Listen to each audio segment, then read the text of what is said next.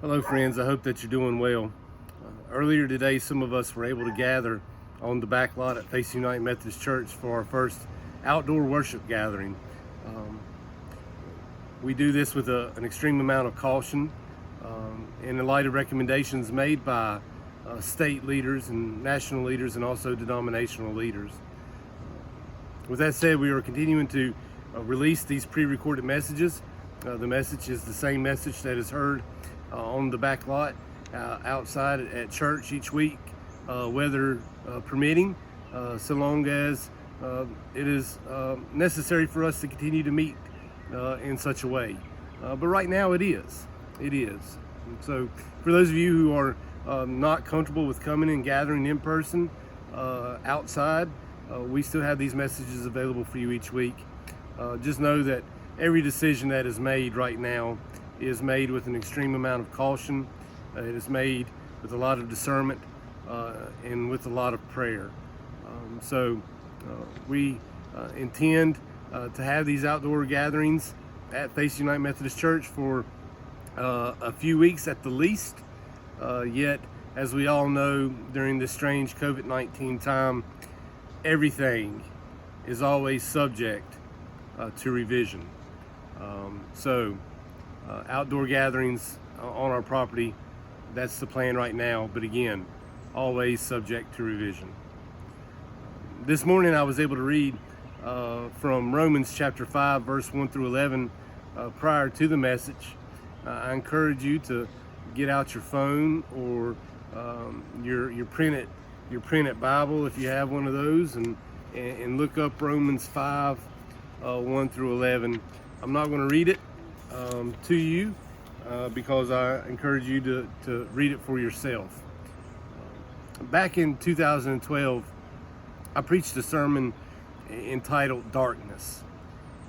During the message, I presented several statistics and trends pertaining to church attendance around the nation, around the world, and within United Methodism. The whole theme of the Darkness sermon was a call to a renewal of an evangelistic spirit within the church. People with their hearts on fire for God.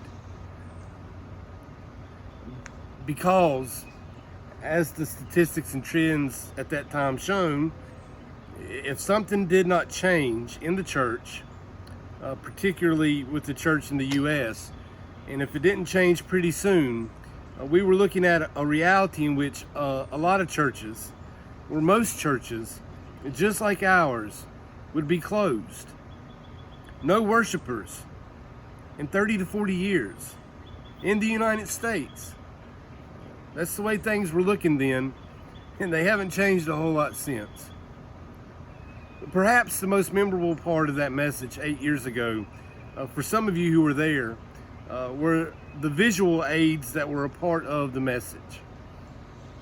These visual aids were used to drive home the point that the church was in need of renewal. And to drive home the point further of an empty and closed down church, while doing the pastoral prayer, I snuck out of sight. I had someone who helped turn off the lights, and the congregation listened to the sermon being preached with no one actually standing before them in a dark church. During this time, several images were also displayed during the message. None more poignant for most there that day than the image of our sanctuary empty. An empty sanctuary. Not just any sanctuary empty, our sanctuary empty. A lot of you who were there that day were struck by that image. And now here we are, 8 years later. Did you ever think that it would happen like this?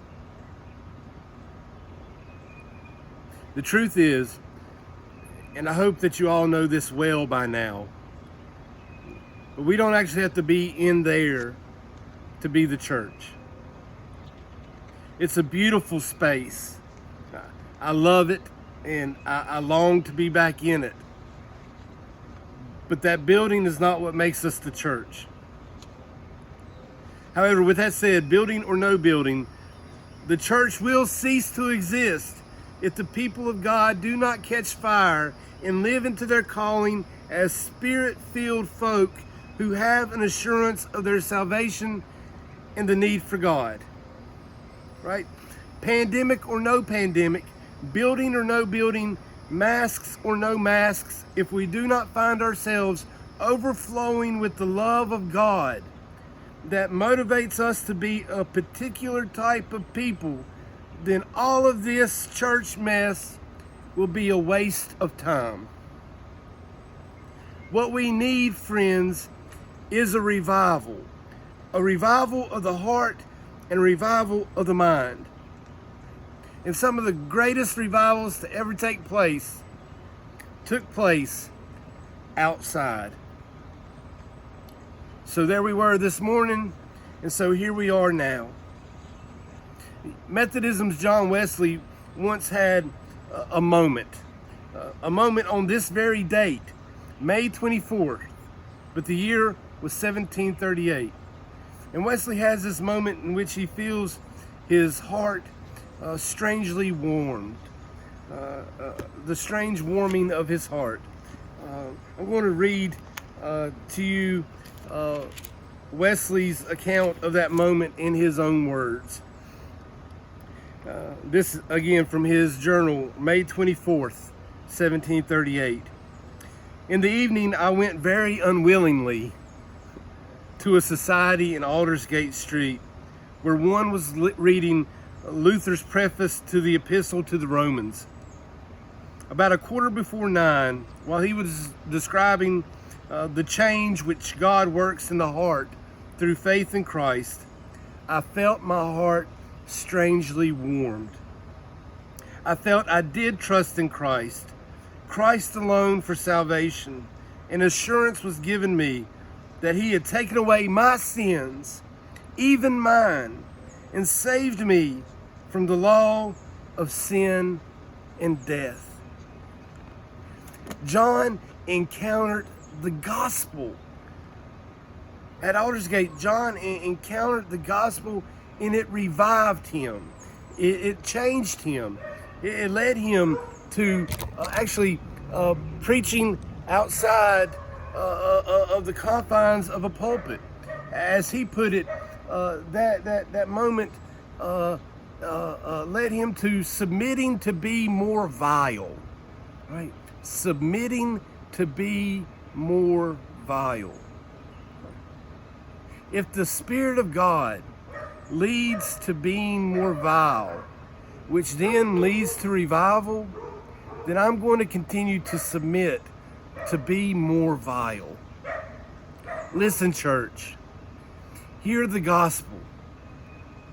Receive the gospel. Be challenged by the gospel.